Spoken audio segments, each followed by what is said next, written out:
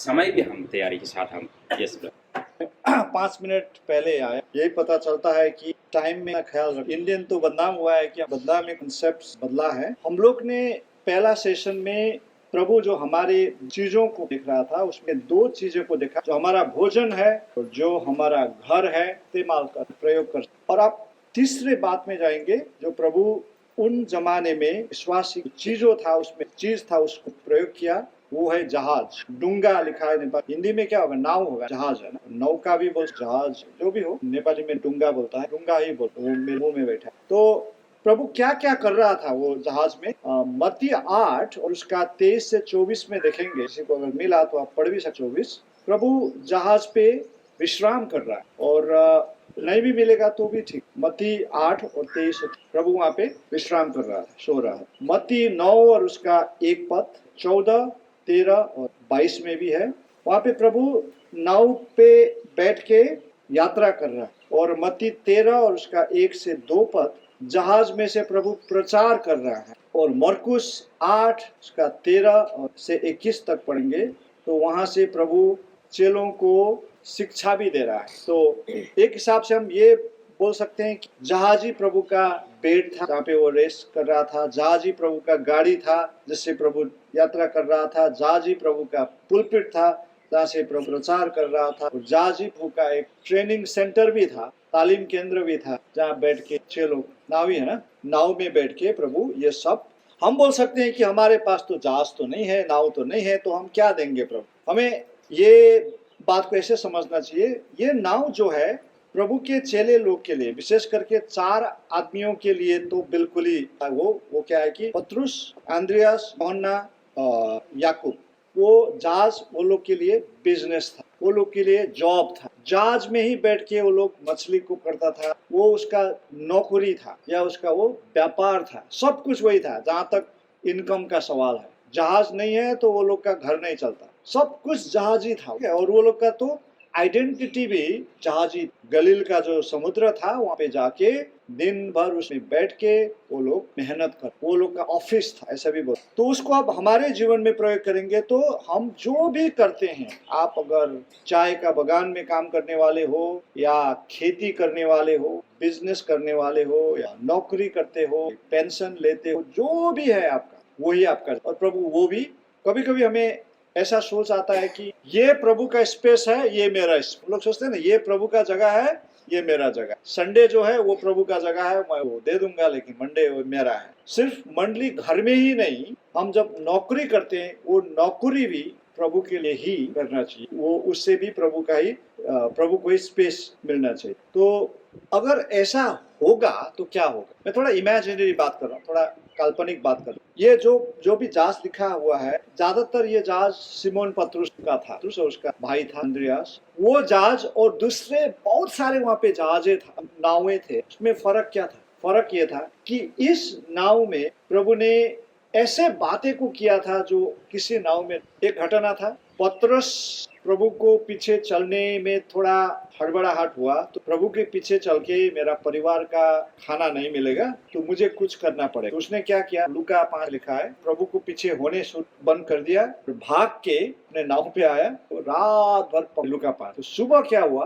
प्रभु पतरस ढूंढते ढूंढते, आपको शायद ये दिमाग में ये प्रश्न भी आता, रात भर प्रभु पतरस तो रात भर नाव पे बैठ के मछली को पकड़ने, एक भी पकड़ा नहीं। प्रभु कहाँ? जहाँ भी हम बाइबल में देखते हैं और सबको मिला कि हम ये सोचता है, ये सोच सकते, प्रार्थना करा रात भर प्रभु प्रार्थना। शायद उस रात प्रभु ने पतरस और जो भी पतरस में आया था वो लोगों को सुबह को ढूंढते ढूंढते वहां पे आ गया। वहां पे लुका में ऐसा बात को आगे ले जाओ और अपना जाल लगाओ, और बहुत सारे उस टाइम पे पतरस प्रभु को धार्मिकता को देखा। ये मुझे बहुत अच्छा लगता है ये कहानी, कि जब मछली देखा तो उसको मछली का याद नहीं आया, प्रभु का धार्मिक कैसे हम, क्योंकि उसने बोला प्रभु मैं पापी हूं, से आप। असली विश्वासी और सांसारिक विश्वासी में फर्क। सांसारिक विश्वासी अगर वो होता तो इतना मछली देख के वो प्रभु को धन्यवाद देके मछली उठा, रात भर हमने कोशिश किया नहीं हुआ, आपने तो इतना, प्रभु धन्यवाद, प्रभु मैं तो मुझसे आप दूर हो। ये पतरस का बहुत अच्छा एक चरित्र। आशीष में भी वो अपना पाप को और वो का धार। ऐसे विश्वासी लोग बहुत कम होते हैं जो।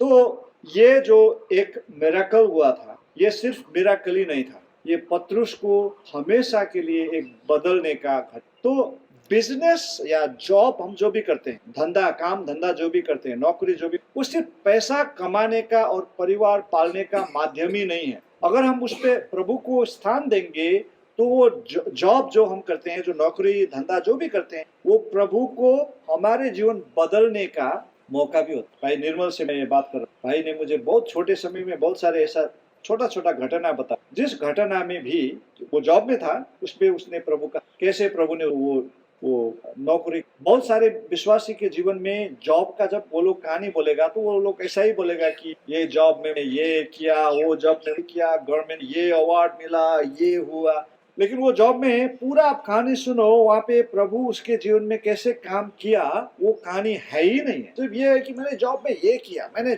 आर्मी में था तो मैंने टैंक को, जापान का टैंक को गिरा दिया। ऐसा बहुत बड़े कहानी होता है जिसका कहानी का हीरो खुद होता है और प्रभु का कोई जगह ही नहीं। पतरस के जीवन में जब भी वो जहाज में बैठता था तो कुछ ना कुछ होता था वहां पे। कभी प्रभु आके ये चिन्ह करता था, कभी प्रभु आके जन को सुना, कभी प्रभु आके तालीम देता था। विश्वासी का जो भी है काम धंधा जो भी है, उसमें प्रभु का जगह है। तो वो जॉब को सिर्फ हमारे पैसा कमाने के, सिर्फ परिवार को देखभाल करने के नहीं, वो जॉब बदलने के, हमें उनके ओर खींचने के लिए। दूसरा बार क्या हुआ था, जहाज में जा रहा था, सो रहा था, अचानक बहुत बड़ा आंधी आया और जहाज हिलने लगा।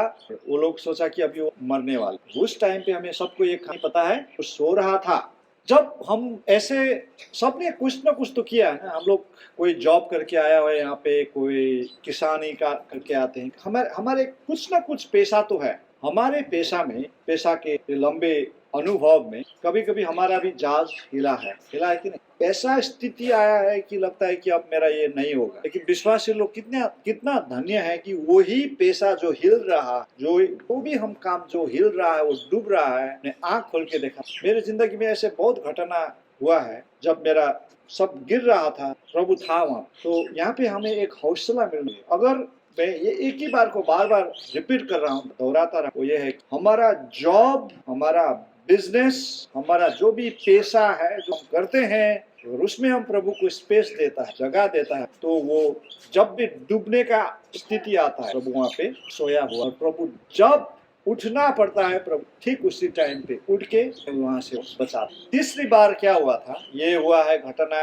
यूहन्ना 21 में, जब प्रभु क्रूस पे मरा था और जी उठा था, लेकिन पतरस वगैरह को पता नहीं था। वो लोग फिर बहुत निराश हो गया था। तो दूसरा टाइम पतरस ने फिर एक बार कोशिश किया कि इनके लिए सबके साथ में भाइयों को लेके वो फिर ये समुद्र में गलील के मछली मारने। वो लोग भी उस दिन भी रात भर उसने कुछ नहीं पकड़ पाया। सुबह क्या हुआ, किनारे पे ब्रेकफास्ट तैयार करके, नाश्ता तैयार करके ठहर रहा था। वो दिन जो भी घटना हुआ, उसके बाद में प्रभु ने पतरस को 3 बार कुछ मुझे प्यार करते हो, वो घटना हम देखिए। इसीलिए हमें हमारे जहाज में, हमारे नाव में प्रभु बैठा। हमारे जहाज प्रभु से दूर कभी नहीं हुआ। पतरस ने भी अपने गलती में बहुत बार प्रभु से अपना जहाज को दूर ले जाने का कोशिश किया। प्रभु आसपास, प्रभु ढूंढते ढूंढते आ जाता है, प्रभु आसपास में। आप भी नौकरी के चक्कर में, मैं इसलिए कह रहा हूँ, अच्छे विश्वासी लोग होते हैं। आप मेरे जवान भाई बहनों के, जब ये भाई बहनों जवान होते हैं, विश्वास में ठीक ठाक है, आपके जीवन में ऐसा ना हो, लेकिन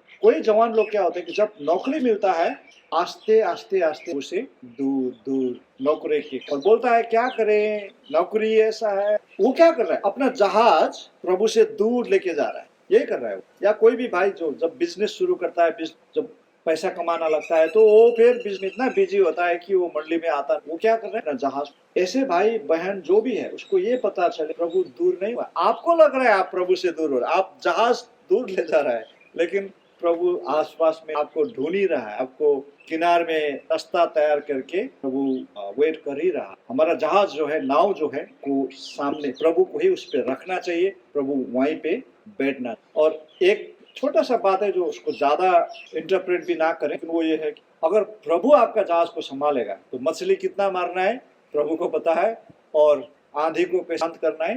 बिना प्रभु जहाज में चल के जाओगे, मछली भी नहीं मरेगा, और जब आंधी बेरी आएगा तो जॉब फिर भी जो भी हो उसमें प्रभु तो चाहता है, प्रभु आपसे वो स्पेस शेयर करना, आपका जगह साथ में। अब चौथी बात जो प्रभु ने प्रयोग किया जो लोगों को था, वो है एक गधा। और उसका गधा का बच्चा को क्या बोलता है, बछड़ा। गधा को बचा भी। तो ये घटना हुआ है मत्ती 21 में और मरकुस 11 में। एक तो हम पढ़ लेंगे, मरकुस 11 में जाएंगे, 11 को 1 से 1-2 पद पढ़ के कॉन्टेक्स्ट को, और नीचे ऐसा भी लिखा है कि अगर 3 पद में पढ़िए तो कभी कभी जब विश्वासी लोगों को जीवन देखोगे आपको शायद ऐसा विचार हुआ होगा कि क्या ये ऐसा ही वेस्ट, ऐसा ही बर्बाद तो नहीं। जैसे एक ऐसा विश्वासी है जो नॉर्थ सिक्किम से हर शनिवार को गैंगटोक संगति का छोटा सा नौकरी करता है, उसका जॉब भी रेगुलर नहीं हुआ है, सैलरी भी उतना ज्यादा नहीं मिलता है, लेकिन नॉर्थ सिक्किम से गैंगटोक हर शनिवार को एक बाइक लेके आता है और फिर रविवार को दिन भर संगति नहीं, शाम को एक जगह दूसरा जगह में गॉस्पेल है वहाँ पे भी जाता है और सुबह 5 बजे फिर मंडे को निकल के वापस जाता है। और रास्ता में वो नॉर्थ सिक्किम का रास्ता ऐसा होता है जहाँ भी ये भालू भी निकल, कोई जानवर भी। बीबी ने उसको बता रहा था कि इतना जल्दी भी मत जाओ कि तुम्हें कोई सहायता ना, अगर तुम 5 बजे अंधेरा में जा रहे हो, अगर कोई जानवर आया तो थोड़ा समय निकाल के 6 बजे जाओ, 7। तो वो बोल रहा था कि 6 बजे निकलेंगे तो मैं अपना ड्यूटी पे नहीं पहुंच। और दूसरा एक लड़की भी है वहीं से आती है, अपना टाइम निकल। और दूसरा एक लड़का था जो वेस्ट सिक्किम से हर 3.5 घंटा कर, वो लोग ऐसा भी कर सकता था कि रविवार का रोटी तोड़ लिया और फिर वापस पूरा संगति में बैठना है, शाम को सुसमाचार में भी बैठना है और जल्दी सुबह कैसे न कैसे। ये मैंने कंसिस्टेंट, मतलब एक बार नहीं बार बार ये लोग ने कोई जवान। तो मैं ये इसलिए बोलकर ये संसार के दृष्टि से देखेंगे ऐसा ही जिंदगी क्या कर रहा है लोग, हर शनिवार को हर आइतवार को। थोड़ा पैसा भी बचाना चाहिए था, ये लोग पैसा भी नहीं बचा रहा है, सब गाड़ी में लगा रहा है। खुद को विश्राम चाहिए क्योंकि मंडे सोमवार मंगलवार बुधवार वीरवार शुक्रवार तक काम करते हो, शनिवार थोड़ा रेस्ट ले लो, आइतवार थोड़ा रेस्ट ले लो, रविवार नहीं। ये कहानी पढ़ के वो उसमें से सिमिलैरिटी क्या हुआ, प्रभु ने बोला है कि उस घर में जाना, वहाँ पे एक गधा होता है, बांधा हुआ होता है, उसको निकाल के। प्रभु ने ये भी नहीं बोला कि माँ के खोलो और लाओ। अगर वो बोले कि क्या कर रहे हो तो बोलना कि कैसे कहें। और चकित करने वाला बात तो ये है कि सच हुआ, प्रभु का 2 चेला वहाँ पे गया, एक गधा था, माँ गधा था और बच्चा गधा। खोला और मालिक ने देखा और बोला है क्या कर रहे हो, उसने बोला प्रभु को चाहिए। तो मालिक ने, मैंने ये जो कहानी बताया ना, नॉर्थ सिक्किम से हर रविवार को आता है, वेस्ट सिक्किम हर शनिवार को, ये लोग क्यों कर रहा है, एक ही चीज है, प्रभु को चाहिए। मुझे शनिवार इसलिए वहां पे पहुंचना चाहिए क्योंकि प्रभु को मेरा चाहिए।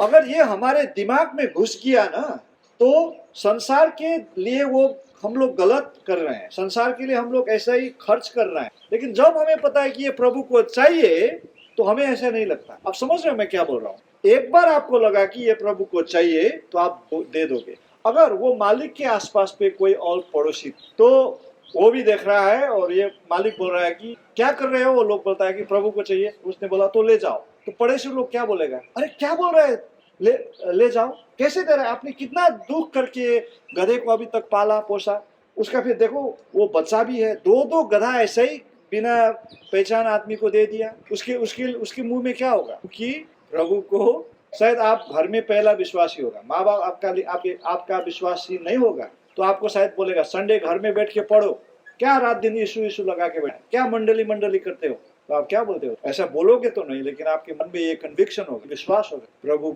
इसने सिर्फ एक गधा को नहीं दिया, माँ को भी दिया, बच्चा को भी दिया, क्योंकि प्रभु को बैठना चाहिए था एक बच्चा में। जो जकरिया में जो लिखा है वो फुलफिल करने के लिए, वो पूरा करने के लिए प्रभु को बच्चा गधा में बैठना है। लेकिन बच्चा गधा अकेला तो जाता नहीं है, माँ भी चाहिए उसके लिए, तो माँ को भी जाने।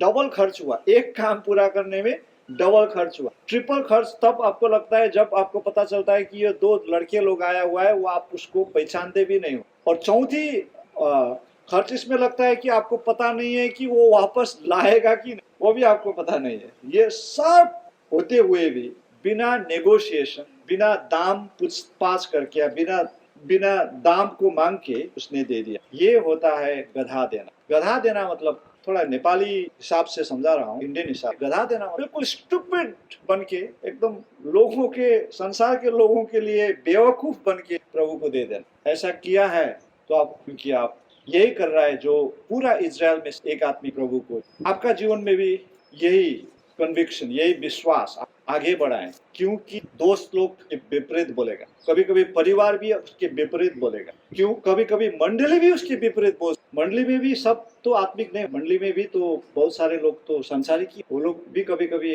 ठीक है बोलेगा, लेकिन अगर आपको ये मन में पूरा विश्वास है कि ये प्रभु चाहिए, वचन के हिसाब से है, डरो मत, तो ये हुआ गधा देना। और आखिरी बात जो प्रभु ने प्रयोग किया है वो है ग्रेव, चिहान, हिंदी में क्या, कब्रिस्तान। प्रभु ने कब्रिस्तान को भी प्रयोग किया था, जो एक आदमी खुद का प्रभु ने बना सकता था, लेकिन कब्रिस्तान, ये कब्रिस्तान फिर जाके एक ऐतिहासिक, जब सारा को मृत्यु हुआ था, अब्राहम ने एक जगह खरीदा था, वो जगह का नाम वो रखने मैकपेला, और मैंने कहीं सुना था मैकपेला का अर्थ डबल डोर, दो दरवाजा। विश्वासी लोग का कब्रिस्तान में दो दरवाजा होता है, एक घुसने का, फिर वहां से निकलने का। इसमें सिंबॉलिक लैंग्वेज है, ये मैं नहीं बोल रहा हूँ कि दो हम दरवाजा बनाएंगे। जो भी अविश्वासी है वो तो एक बार घुसेगा, निकलने का चांस, लेकिन विश्वासी जो है इसलिए घुस रहा है ताकि वहां से एक दिन निकल के, तो वो ग्रेव, जो कब्रिस्तान जिसको भी था, आपको पता है किसका था, वो अरिमथिया का। तो ये अब मैं इसका इस तरह अर्थ लगा रहा हूँ, ये है प्रभु का सेवकाई का समापन। शुरू हुआ था भोजन से, अभी समापन हो रहा है। इसका एक हल्का मीनिंग ये भी होगा, अब ये कॉन्फ्रेंस होने वाला है शनिवार को, तो उस टाइम तक, शनिवार तक क्या होगा भी जाता है, एक दूसरे को देख के थोड़ा हैरानी भी हो जाता है, अपना काम का फिर याद आ जाता है, इधर ही दे दिया, बुद्ध का हो रहा होगा, निर्मल भाई बोलेगा कि नहीं, तो थोड़ा जल्दबाजी हो जाएगा। तब जो है कि यहाँ का जो चेयर वगैरह उठा के, नेपाली में हम बोलते हैं उनको सब में जगह पे ये समापन जो बोलता है, इसमें थोड़ा कम आदमी हो। मैंने एक घंटों जब बड़े बड़े कॉन्फ्रेंस है, सब एक्साइटमेंट अंत में हो जाता है, वो जो गंदा जो बर्तन, बहुत सारे चीजें उस टाइम पे गुम भी हो जाता है, क्योंकि कोई उसको ख्याल नहीं। अभी ऐसा हुआ, प्रभु का 33 साल का जिंदगी, 3 साल का मजेदार जो उनका सेवकाई था, वो भी अंत हो। प्रभु क्रूस पे मरा है, ऐसा लगता है कि अब सब ऐसा हो गया कि प्रभु का चेले लोग भी घर में घुस के